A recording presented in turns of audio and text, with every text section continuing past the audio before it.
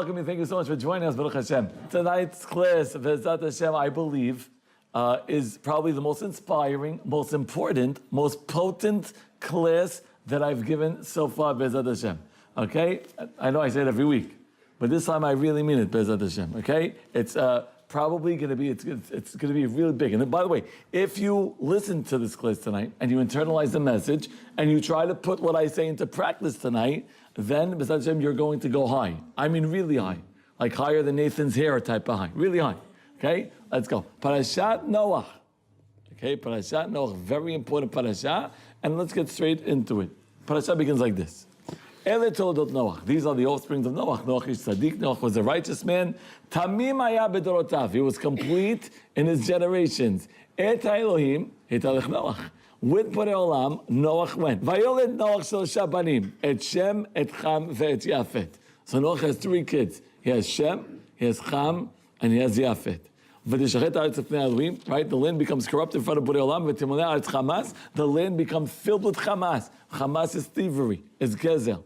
Vayar Elohim et haaretz v'hinei nishchata. Borei Olam takes a look at the land and it was ruined. Why? Ki ishchit kol basar et darko al haaretz. Because the people ruined the land, ruined their ways on the land. Vayomer Elohim leNoach. So comes Borei Olam and he says to Noach, Ketz kol basar ba lefanai. The end of all man came in front of me. Why? Ki mala'ah haaretz hamas mipeneim. Because the land is filled with this corruption, with this thievery. V'hineni mashchitam et haaretz. I am now going to destroy them with the land. Listen to the next pasuk.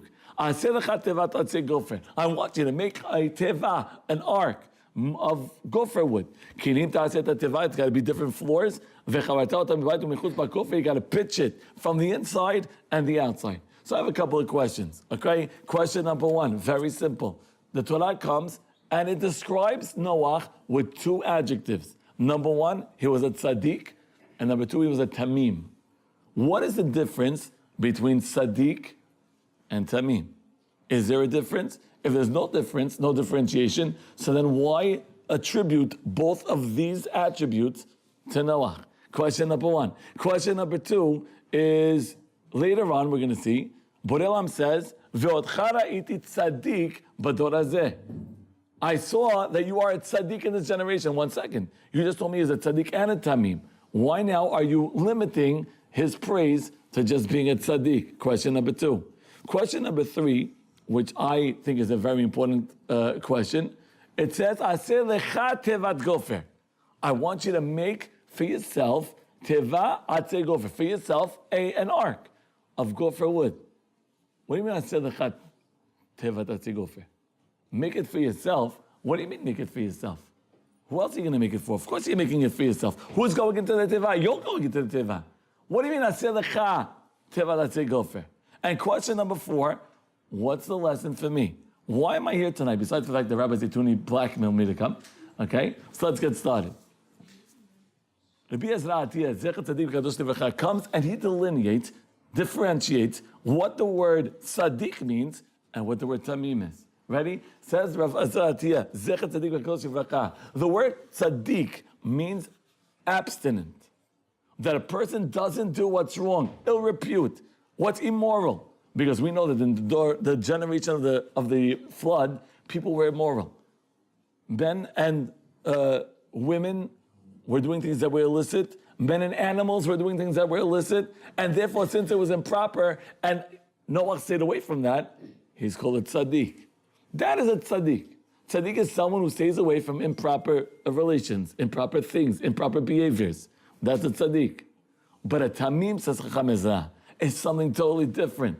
A tamim is somebody who does what Borei Olam wants without calculations. I'm doing what Hashem's asking me to do without contemplation or thinking. Or, let's see, should I do it? Should I not do it? What do I gain if I do it? What do I lose if I don't do it? That's not a tamim. A tamim comes as Borei Olam want me to do it. You want me to go to shul in the morning? I'm going to shul in the morning. It doesn't matter what I did the night before. It doesn't matter how long I want to sleep. Right? A tamim doesn't contemplate. Person comes and says, we had this Shabbat. I surprised my kahal. I surprised my entire congregation. I got up right before the Torah started and said, Rabotai, this week, I don't want your money. Now, for Rabbi Zeytouneh, that's a big thing to say. Okay? I said, this week, I don't want your money. We're going to make Misha Berach. We're not going to come for your money. I don't want your money. Your money I'll take tomorrow. Today, I want your time. Today, we're going to now, when you go up to the Sefer Torah, you're going to donate how many shiurim you're going to go to. Eran, you like that idea? How many shiurim are you going to go to from now until Hanukkah? Now, I want to tell you something. So the first guy comes up to the Sefer Torah, and sure enough, I give him a massage, so I can do it. All the guys that go up, so I can make some money on them, right? And I say, listen, we want your class. He says, how about I give you more money and don't come to the class? Can you imagine? I could have made $10,000 on Shabbat. Everyone's going to go up. Rabbi, come on, get me off the class. How much do you want, right? Unbelievable. Because they're contemplating. They're calculating. They're measuring. What do I do not to do the mitzvah? That's a lack of temimut. A lack of temimut. Or you tell someone, listen, do you give maaser of your money? Do you give 10% of the money that you make? Borelam gave you money. He gave you 100% of your money. Do you give back 10%? Oh, Chacham, could I give you one-on-one? One-on-one's fine if you make $1,000 a week. Do you make $1,000 a week? Well, no, I make a little bit more, so I give a little bit more. Rabbi, 1 second. Pasuk in Parshat today writes, Aser ta'aser. Gemara Masechet Ta'anit comes and says, Aser b'shvil shetit. Right? If you give maaser, you give 10%, you tithe your funds, Borelam says, I guarantee you'll become a wealthy person. I'll give you opulence. I'll give you affluence. I'll give you prosperity. I'll give you a blessing. Give 10%. But we start calculating. 1 second. Do I really have to give 10%? Is 10% before taxes, after, which is okay. There's nothing halakhically wrong with these contemplations, but you're not a tamim. A tamim says, Borelam, you want me to give 10%? I'm giving 10%. Irrelevant, irrespective of what else I have to do with my money. It doesn't make a difference. So I don't get my manicure. Okay? Some of you just had a heart attack. Okay, no, relax. Okay, calm down. No manicure. I'm sorry. Okay? Or so I don't get that extra Starbucks coffee, which probably, by the way, costs the same amount of money as your maaser. Okay? But you're doing a Borelam once. You know what it's like? So yesterday I went to the doctor. I have a strep throat, he tells me. And he gives me this medicine. Medicine tastes mitel Tisha B'Av. Okay? It tastes horrible. And yet I take a look at the medicine and I say, this is going to work. Really, who told you? Oh, the doctor told you.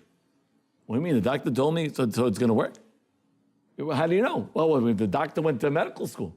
He studied, right? He was a what do you call him? He was an intern, and then he was a resident, and then he became a doctor, and he studied, and he knows all the mechanics, and he knows all the chemistry. Wonderful, he knows. Of course it's going to work. So I trust the doctor that this bitter pill is going to make me feel better. And yet Borelam gives me a prescription of how to live my life with beracha. Do I listen to Borelam? Am I listening to Hashem's advice? Am I tamim, or do I start saying, well, how many people, you know what, it's really bitter. Maybe I'll have, I don't know, Uncle Moshe vitamins instead. Anyone ever do that? Anyone here ever eat Uncle Moshe's vitamin? Really? I feel so bad. It's like I'm eating the pool guy every time. No. You know what they should make? Rabbi Zeytouneh vitamins. How about that? It'll be very fluffy on this side, nothing over here. It'll be great. Okay? And we'll have even the green. How about Iran? Can we do that? We'll make Rabbi Zeytouneh vitamins with a green screen in the back. Gorgeous. Unbelievable. Okay? We listen to the doctor without contemplating. Do we listen to Borei Olam? Are we listening to Hashem when Hashem says, listen, I got the recipe for success for your life. The recipe for happiness in your life. Do we start calculating, or do we say, well, the doctor said? And Borei Olam didn't study in medical school. He made medical school. He made medicine. He made the world. He controls the world. How careful we have to be to listen to Borei Olam without calculations. You know, I know a guy, you tell him, listen, you got to wear tzitzit. Tzitzit protects you. It gives you beracha. The guy tells me, I don't know. It's hot today, Rabbi. It's hot. Really? Understand? A person goes out to war. You know, cops. Anybody here a cop? Okay, so I can make up facts. Okay, fine. So you're a cop, Deborah? Shema Yisrael. You know, I have like 30 tickets you could try to get me off of. Okay? Good. By the way, Deborah, if you get me over those tickets, you could get the manicure. Yeah, deal? Okay, good. A cop goes down and he wears a bulletproof vest. Does he ever say, you know what? It's hot today. I'm not going to wear my bulletproof? Of course not. Why? Because it protects him. And Borei Olam is telling you that tzitzit protects you. No, it's hot today. I can't wear tzitzit. Really? So you're contemplating against Borei Olam's thoughts, against his wishes, against his will. And that's what I want to talk about tonight. But, by the way, I want to take it a step further. You know, many times we do mitzvot, and we don't contemplate, and we don't calculate. And someone comes and says, you know what? I did the mitzvah. Where's my reward? How is it that I was honest and I lost the sale? I don't understand. How is it possible that I went to visit somebody, and because of that, I missed an important phone call? And we think that sometimes the reward that we're supposed to reap because of al ma'asim is absent. It's not there. And today I'm here to tell you that every reward, every ma'aseh, every act, every mitzvah, every command that we follow, that we commit, never goes unrewarded. But Allah always rewards you, but it's not immediate. But Allah rewards us when we need it most. And that's what I want to talk about tonight. Tonight's topic is, you do what you're supposed to do. You come and you act in the right way. You are a Tamim, and Borei Olam is going to pay you back when you need it most. Everybody ready? Let me prove it to you. Here we go. So, we know, the Mekubalim tell us, that Noach came back as a Gilgul. Anybody know a Gilgul of whom? My ninth graders better know. Who did he come back as? Noach. Who did he come back as? Moshe Rabbeinu. Thank you, ninth graders. Yes, in my ninth grade we learned Kabbalah. Okay, the big is okay. Now 1 second. So Noach, Iran, did you know that? Unbelievable. Noach came back as Moshe Rabbeinu. Listen very carefully. Moshe Rabbeinu was 3 months old. His mother realizes she can't watch him anymore. She can't take care of him anymore. She goes out and she has to find an escape route, some way that she could save her son's life. What does she do? She goes out and she makes something. Let's read what it was. Everybody ready? She couldn't hide him anymore. What'd she take for him? A teva. 1 second. A teva. She comes and she lines it. Again with tar. Moshe Rabbeinu's helpless. He's a baby. He can't defend himself. His mother has to come up with an idea. How do I save my child? She thinks and she realizes, I got to make my son a teva. How did Moshe Rabbeinu have the zechut to have a teva to be saved in? You know how? Borei Olam says, listen, aseh lecha teva. What do you mean, aseh lecha teva? Rashi writes, when it says the word lecha, it's a Rashi in lech lecha. It means for your good, for your benefit. Borei was telling Noach, listen, you got to make that teva. Be tamid, don't ask questions, because one day you're going to need a teva. One day you're going to necessitate that saving, that salvation is going to have to come your way, and you're going to be hopeless. You're not going to be able to build it yourself. But if you plant it now, there'll be one day when I'm going to give you that reward when you really need it, when you can't do it yourself, when you're 3 months old and you can't move, and your life is in danger, and you need that teva. That's when I'm going to give you that teva. That's when you're going to see that tzachar. Because you're right, reward doesn't come immediately. By the way, anybody know how long between Noach and Moshe Rabbeinu? 14 generations. Unbelievable. 14 generations. Noach had to wait to get the tzachar. But imagine Noach said, you know what, I don't want to wait. Give me my tzachar now. What would have happened when he was 3 months old and needed to be saved? That zechut of that teva would have been absent. And who knows if Moshe Rabbeinu would have survived. But Borei Olam says, listen, I'm going to pay you back. But I'm going to pay you back when you need it most. When it's the most emergent. When it could save you in the most efficient way. Unbelievable. I'll give you another example. How many people did Noach save? Anybody know? How many people? How many? 7 people. Wow, you really listen in class, don't you? I know I teach you, thank you. Unfortunately. Oh, I mean, good. Hold on a second. Who did Noach save? Let's take a look. Everybody ready? Noach saved the following lives. He saved his 3 boys, he saved his 3 daughter-in-laws, and he saved his wife. How many people? 7 people. Good, I'm happy you know your math. 1 second. We see that later on, Moshe Rabbeinu once again saves 7 people. Anybody know where? Where does Moshe Rabbeinu once again get the reward of saving 7 people? Where? Parashat Shemot. Let me read it to you. Everybody ready? Here we go. Says the Parashat Shemot. Moshe Rabbeinu now narrowly escapes Paro's grasp. Paro wants to come and kill Moshe Rabbeinu. Moshe Rabbeinu runs away. He goes to a place called Midian. Ukohen Midian Sheva Barot. The priest of Midian, Yitro, has 7 daughters. So they go to the well, right? So the rabbi is right, by the way, that Ramban, I believe, right? That what happened in those days? In those days, they used to have shifts. And the men come first, and they fill up their basins with water, and then they leave. And after they leave, the women come, and they fill their basins with water. But what happened was, the girls of Yitro's daughters came and said, listen, we want to, let's precede the men. We'll come in early before the men come, we'll get the water, and then we'll leave. But what happened? By the time they got there, the Ro'im came, the shepherds came, they came a little bit early, and they started agitating the girls. Who saves them? Listen very carefully. Moshe comes and he saves the 7 girls. Vayashk et sonam. And he feeds their sheep. 1 second. What merit did Moshe Rabbeinu have to save those 7 girls? Says Borei Olam, it's possible. You save 7 people by the Mabul. My reward is that you'll be able to save another 7 people. By the way, who was one of the 7 ladies that was saved? His wife. Who did he save by the Mabul? His wife. You saved your wife before, you're going to save her again. Unbelievable. Moshe Rabbeinu's reward didn't come immediately. But in order for him to meet his wife, he had to save those 7 girls. And therefore he needed to institute, to commit, to act with that mitzvah, to generate that zechut, in order for 14 generations later, he'd be able to meet his wife. Because you're right, reward doesn't always come right away. But Borei Olam never skips out on your reward. Borei Olam never avoids your reward. Borei Olam always reciprocates and always compensates. And it's such an important idea. By the way, I'll give you another example. Ready? Listen to this. There's a Gemara Masechet Pesachim. Because we know that one of the greatest accomplishments that Noach did eventually was that he saved the whole world. Noach saved the world. But it wasn't only one time that Noah saved the world. It wasn't only once.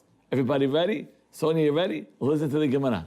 Gemara Masechet Pesachim, Daf Kuf Yud Chet Amud Aleph, comes and writes like this. When did we accept the Torah? What generation in the world, if a person wants to know world history? The Gemara writes like this. We say Hodu 26 times. If you take a look, count how many Hodus there are, 26 Hodus. So Gemara says, why do we have 26 Hodus? Abani Yoshua ben Levi, Hani Esrim Veshisha Hodu, connected me. Why do we say Hodu 26 times? Connected Kavav Dorot Shebarak Dosh Baruch Hu Be'olamo. It's corresponding to 26 generations from the beginning of the world until Moshe Rabbeinu. There was 26 generations that Borei Olam came and he sustained V'zanotam Bechazdo. For 26 generations, Borei Olam made the world survive with Chesed. The world was only sustained with Chesed, because the truth of the matter is, we know, Pasuk writes, Im lo beliti yomam v'layla chukot shamayim v'aretz lo sabti. If it wasn't for my laws, for the Torah, day and night being learned, the world would cease to exist. Says the Gemara, really the world should have been destroyed right away, because the world can't exist without Torah. If that's the case, how come it existed for 26 generations? You know why? Borei Olam said, Chesed.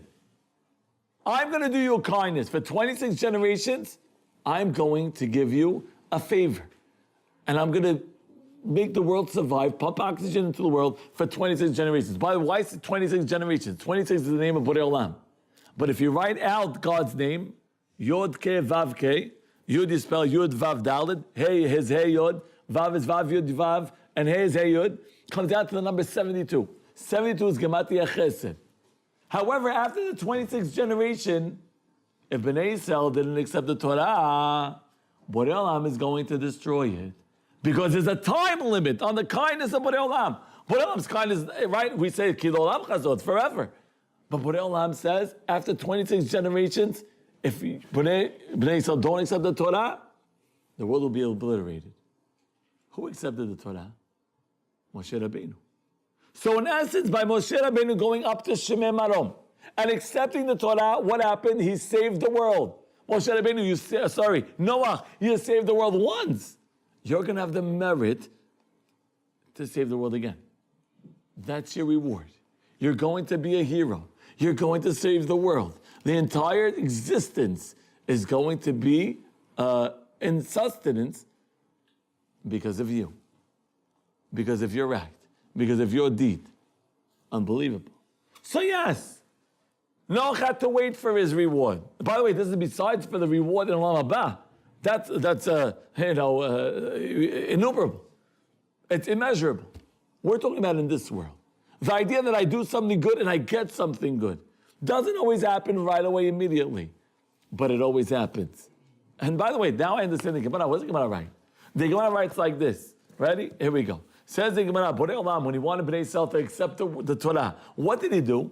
He took the Har Sinai, and he put it on top of them.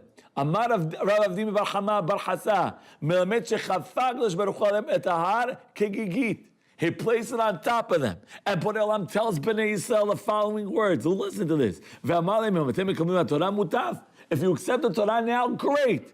Ve'im lav sham te'eh kevuratchem. If not, you're going to be buried over here. Not only that, he tells Shamayim v'aretz. It says Yom HaShishi. What's Hashishi? So the Gemara writes, Borei Olam made a condition with all of the creations. And he told them like this. Everybody ready? Hey Lamali, מלמד שהתנה הקדוש ברוך הוא במעשה בראשית ואמר להם, אם ישראל מקבלים בתורה, אתם מתקיימים. If Bnei Yisrael accept the Torah, you're going to survive. ואם לאו, אני מחזיר אתכם לתוהו ובוהו. If not, I'm going to destroy the world. Because it was that 26th generation. It was a time limit. It was that red line. And who saved the world? Noach. Because he saved the world before. But Elam says, I'm going to preserve a reward for you. You're going to be the hero of the world once again. Unbelievable. By the way, that's what the Mishnah writes in Pirkei Avot. What's Mishnah saying in Pirkei Avot? Listen very carefully. Veda, matan secharan shel tzadikim la'atid lavo. Understand that a person's reward that he gets is not immediate. A person's reward is la'atid lavo. Why doesn't it say in the Olam Haba? It's in the future. What do you mean in the future? And the answer is, no, Olam Haba, of course you're going to get reward in Olam Haba. But even in Olam Hazeh, Olam is going to make you understand, realize that your actions, your decisions did pay off. That when you do something good, you won't be sorry. You know, somebody came to me and says, Rabbi, he says, I want to get a lift to come to class today.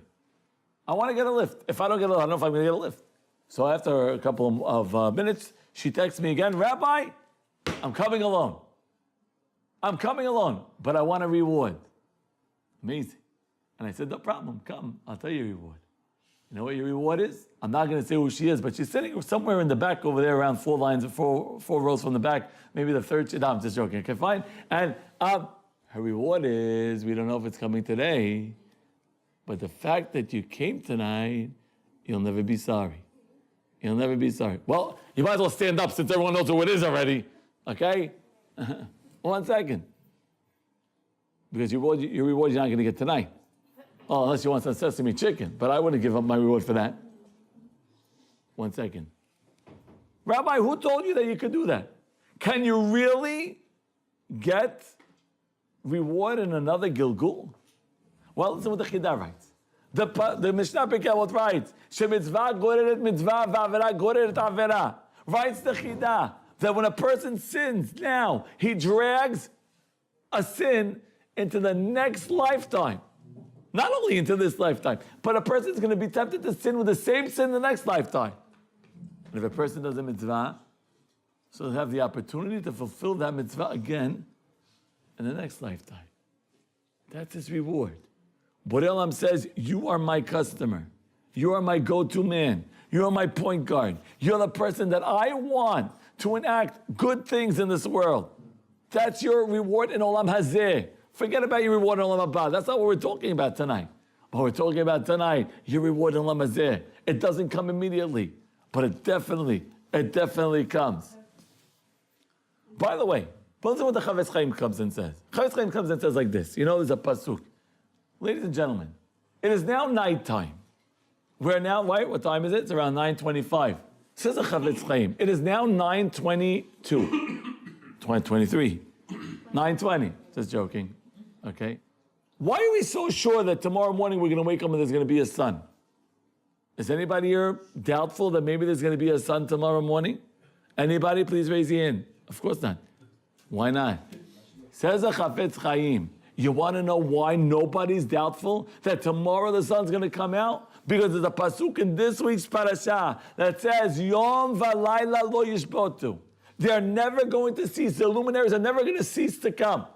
Right? First it's going to become nighttime. Sure enough, the sun's going to come up. It's going to come down. It's going to come up. It's going to come down. It's going to rise, set, without cessation, without stopping.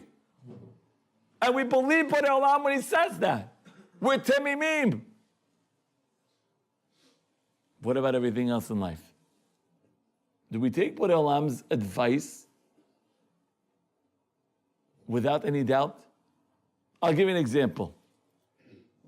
What does it say? The 19th Perek in Tehillim. Torah Adonai temimah meshivat nafesh. Borei Olam's Torah is perfect. It hits the spot. A person's depressed, agitated, right? A person's down on his luck. He's saddened. Says the Torah, all you got to do is open up a book and learn. Go to a class. Listen to Divrei Torah. And your mind is going to settle. Your pain is going to dissipate. Borei Olam is telling you this. Do we follow Borei Olam's directive without cessation? Are we sure of Borei Olam saying? Do we say, you know what, Borei Olam said it? God said the recipe for happiness is go learn. Is that the case? So if that's the case, when there's a wedding and Rabbi Zeytouneh's class, am I going to the wedding? If there's a bris and Rabbi Zeytouneh's class, am I going to the bris? Or am I going to the class? Well, the class is going to make me feel good. Who said so? Borei Olam. God says it's meshivat nafesh. It satisfies the soul. It hits the spot. It refreshes a person. If I'm a Tamim, I take Borei Olam's advice to heart. There are no doubts. I'll give you another example. My tzedakah. Do I believe that tzedakah really tatzil mimavet? Well, the pasuk says, right? Tzedakah tatzil mimavet. Chesed, right? Olam mibaneh. Do I believe that my chesed really builds worlds? Well, if so, well, then I don't calculate. I don't contemplate. I don't doubt. I want to tell you a great story. A personal story, and I don't think I ever told this story before. You know, when I was a kid, I must have been, 10 years old, 11 years old, right? So there was a person that I was forced to be around many times. And this person was considerably older than me. And they weren't always so nice to me. Like, they would make fun of me a little bit. I didn't have things to make fun of. I was a pretty stylish guy. Okay? But they would make fun of me. Why are you laughing? You don't believe me? What does that mean? Okay? And they would make fun of me, and they would say things that were a little snide, and I was always very respectful. I was always very nice. I was always very calm. And I wouldn't answer back. And I wouldn't be disrespectful. And I wouldn't denigrate them. I wouldn't degrade them. Never, not one time. And year after year, I must have been 16 years old, and always around these people, and always eating and consuming all of that abuse. And not one time did I answer back. And one day after I got engaged, I asked my fiancée, my kala, and I said, I didn't say honey, not yet. Why is that? That's not nice. What? I said, can I ask you a question? When you were about to date me, who did you ask? And she said, I don't know, let's call my mother. So we called my future mother-in-law, and we asked her. And I said, Mom, when you were looking into me, who did you ask? And they said, well, we asked this lady. And we asked her, how are his midot? And she said his midot are impeccable. As much as I chipper at him, and I bother him, and I abuse him. Now, one time did he answer me back. This boy would be perfect for your wife. Not for your wife, for your daughter. And I got married. Do you know how hard it was not to answer back? You guys know me, I'm a big mouth. You know how much I like to answer back. You know how much I like to zest people. It's in my nature. But I stayed quiet. And I did what was right. And for 1 year, I didn't see results, and not 2 years, and not 3 years, and not 4 years, until maybe 12 years later. But it got me married because the shidduch went through, because they happened to have asked that lady. Borei Olam says, you're Tamim. You're being a gentleman because I told you to be a gentleman. You're never going to be sorry. That's story number one. But I have another story for you. So I ended up going out with my wife. And my wife was very hesitant. She never told me. But she was hesitant to go out with me. I was very young. Okay? I was a very young bahur. And my wife was not much younger than me. She was from Deal, and I was from Brooklyn. Okay? So she went out, we went on our first date. Now, the first date was a little bit of a scam. That's for another time. Okay? But then we went out on our second date. Okay? And I'm going on my second date now. And sure enough, we went out to Mendy's. I think they're still around in the city. Mendy's still around in the city. They did I think they got like a nose job. It's a nicer place. Okay, fine. So we went to Mendy's. And I'm sitting down with my wife at Mendy's. And the waiter comes and he asks, so what would you like to eat? And everybody knows what I wanted. Anyone tell me, please, what I ate? Steak, very good. I asked for a rib steak. Now, by the way, I want to tell you that I had such a very difficult time eating that one steak. Because any of my guys who know that how I eat a steak, right? I leave only the bone. But you can't do that when you're with the girl. Okay? By the way, that's shidduch tip number one. Don't eat a steak Zeytouneh style when you're on a date. Okay? At least until the third date. Fine. So sure enough, I come and I ask for a steak. And my wife asked for breaded chicken. There was a whole machloket. What does breaded mean? Is it fried? Is it baked? Not for now. Okay? And then I said, 1 second. But make sure it's Shomer Shabbos. And the guy looks at me, it was an Asian waiter. What? I said, no, try it again. Shomer Shabbos. What? What's up with that? What? Yeah, with kosher. No, take it easy. Do me a favor, give me the rabbi. And by this point, I'm thinking to myself, oh my gosh, I just lost the girl. She's probably so embarrassed. She's never going to date me again, right? By the way, I do it every time I go to a restaurant. Every time I say Shomer Shabbos. So the guy comes out and I said, please do me a favor. You got to do me a favor. I'm a Sephardi. Can you put the food on the fire for me? The guy says, of course. Why not? Why don't you just tell the guy Shomer Shabbos? Oh, sketchy. I only said it 14 times. If you get me an American, maybe we could talk. So the guy says, no problem. And he goes out and he puts it on the fire. And surprisingly enough, she kept dating me. Well, one day after we were married, she turned to me and she said, honey, I want to tell you something. So I turned and I said, sure, why not? Right? By then she does all the talking now anyway. Okay, anyway, so, right? I said, what do you need? She says, let me tell you. You want to know why I kept dating you? I said, what do you mean? My finesse and my looks. She says, no, that wasn't. Okay? I'll tell you why. You want to know why I kept dating? When we went out that first time or the second time, I wasn't so sure how religious you were. And it was doubtful to me. And I didn't know, maybe not on my level. Maybe you are on my level. Maybe, I don't know, maybe I need someone a little bit more religious. And then we ordered the food. And you stopped the waiter. And you told him you wanted Shomer Shabbos. And when the waiter didn't understand, you didn't just say, okay, just do it. You called the rabbi over. And you made the rabbi come down. And you told the rabbi how you wanted it. I decided there and then that you were on my religious level. And I can't continue going out with you. And that led to an engagement and to a marriage. Unbelievable. And I want to tell you that many times in those days, nowadays everybody knows what Shomer Shabbos is. No problem. You go to anybody, right? The Spanish guy, you got the Asian guy, you got whatever. Anybody you want to talk to knows what Shomer Shabbos is. All the workers in all the restaurants. But talk about 17 years ago. Wow, it's almost my anniversary. Okay, I got to remind my wife to buy herself a present. Anyway, but 17 years ago, nobody knew what I was talking about. And it was always a conversation. Please, can you tell the rabbi to put the phone on the fire? Please. And many times it was embarrassing. But B'nai said, that's what Sephardim do. So I acted with Tamimut. And I suffered the embarrassment.